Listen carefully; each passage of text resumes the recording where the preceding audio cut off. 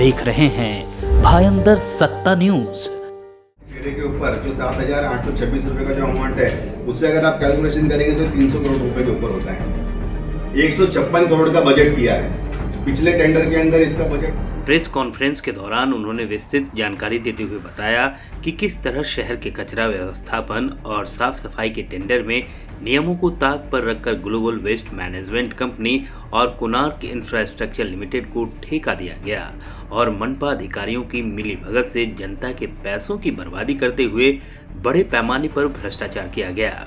उन्होंने बताया कि किस तरह कंपनी अपने कर्मचारियों का हक मारकर मोटा मुनाफा कमा रही है और उसका एक हिस्सा अधिकारियों को दिया जा रहा है। एडवोकेट रवि व्यास ने मांग की कि तत्काल प्रभाव से कंपनी का टेंडर रद्द कर जिम्मेदार अधिकारियों के खिलाफ एंटी करप्शन ब्यूरो से जांच करवाई जाए। इस बारे में एडवोकेट रवि व्यास ने इस घोटाले के सभी कागजात के साथ राज्य के उप मुख्यमंत्री देवेंद्र फडणवीस और महापालिका आयुक्त से लिखित शिकायत भी की है। नमस्कार दर्शकों, मैं ओम प्रकाश तिवारी, आप देख रहे हैं भाईंदर सत्ता न्यूज। भाजपा 145 विधानसभा प्रमुख एडवोकेट रवि व्यास द्वारा मीरा भाईंदर महानगर पालिका में प्रेस कॉन्फ्रेंस का आयोजन किया गया, जिसमें पत्रकारों को संबोधित करते हुए उन्होंने वर्कर्स के हित में और ठेकेदार के खिलाफ 500 करोड़ घोटाले की पोल खोली है। वापस बोलो। किस तरह का मनपा में भ्रष्टाचार हो रहा है साफ सफाई को लेकर, कचरे को लेकर? देखिए, मीरा भाईंदर महानगर पालिका ने मीरा भाईंदर शहर की दैनंदिन साफ सफाई और जो कचरा शहर से डंपिंग ग्राउंड तक पहुंचाने का जो कॉन्ट्रैक्ट है, वो पूरी तरीके से भ्रष्टाचार के उद्देश्य से, कॉन्ट्रैक्टर को आर्थिक फायदा उठाने के उद्देश्य से और मनपा के अधिकारियों की मिली भगत से 500 करोड़ रुपए से अधिक का भ्रष्टाचार यहाँ पे किया गया है, जिसकी तकरार मैंने माननीय उप मुख्यमंत्री देवेंद्र फडणवीस साहब से की है, यहाँ के महानगर पालिका के आयुक्त से और एंटी करप्शन विभाग के अधिकारियों से की है। मेरी मांग ये है कि इन कॉन्ट्रैक्टर और अधिकारियों के खिलाफ prevention of anti corruption act के तहत एफआईआर रजिस्टर की जाए, इसकी इंक्वायरी की जाए, कॉन्ट्रैक्ट को रद्द किया जाए और फिर से जनता के पैसे की बर्बादी को रोकते हुए नई निविदा प्रक्रिया फेयर कंपटीशन के साथ में की जाए। मैं आपको बताना चाहूँगा कि किस तरीके से इसमें भ्रष्टाचार किया गया है। ये जो टेंडर है, इसे 2 कॉन्ट्रैक्टरों को अलॉट करने के उद्देश्य से एक कॉन्ट्रैक्ट को 2 जोन में डिवाइड किया गया, जोन 1 में, जोन 2 में।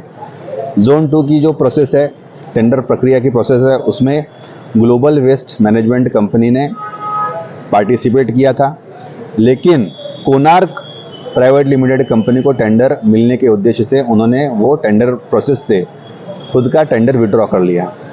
महानगर पालिका को बंधनकारक है एज पर टेंडर की टर्म्स कंडीशन से और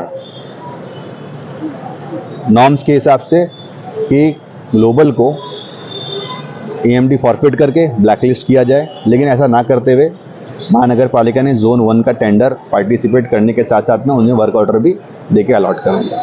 जिस तरह से पहले जो कॉन्ट्रैक्टर हुआ करते थे, पहली EMI भरती थी, मनपा भरती थी, उसका इसने नहीं भरती थी, इस बार EMI भरती है। उसके बावजूद भी किस तरह का ज़्यादा पैसा लिया जा रहा है, साफ सफाई कर्मियों का पैसा ज़्यादा लिया जा रहा है? देखिए, मैं आपको बताना चाहूँगा कि मिनिमम वेजेस एक्ट के हिसाब से कामगारों को जो वेतन अदा किया जाता है वो करीबन 1033 रुपया होता है, लेकिन इसमें 1033 से अधिक 366 रुपीज़ पर लेबर कॉन्ट्रैक्टर को आर्थिक लाभ पहुंचाया जा रहा है एक्सेस।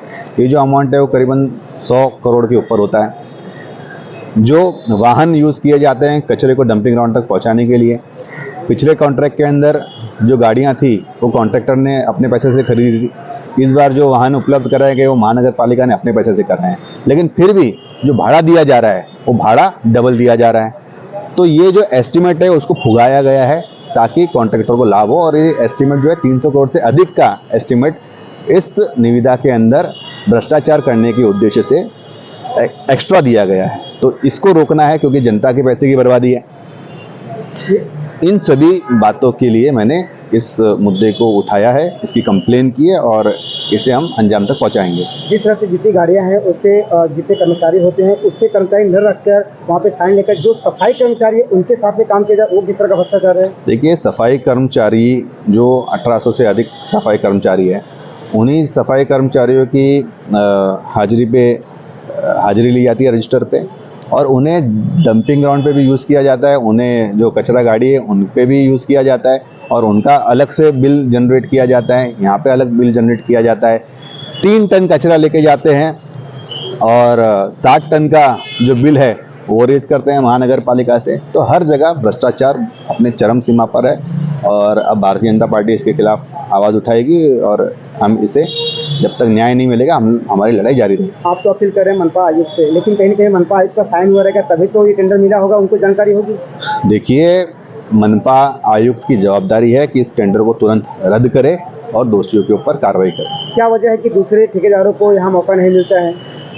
हम यही चाहते हैं ना कि इसका फेयर कंपटीशन हो, ठेकेदार कोई भी हो, जो जनरल प्रक्रिया होती है फेयर कंपटीशन होना चाहिए, जनता का पैसा बचना चाहिए, कम से कम पैसों के अंदर निविदा प्रक्रिया मंजूर की जानी चाहिए। इसी के उद्देश्य से जनता के हित के अंदर ये विषय हम लोगों ने उठाया। यानी इस भ्रष्टाचार में मनपा अधिकारी और ठेकेदार सम्मिलित हैं। बिल्कुल है। आपका अगला कदम?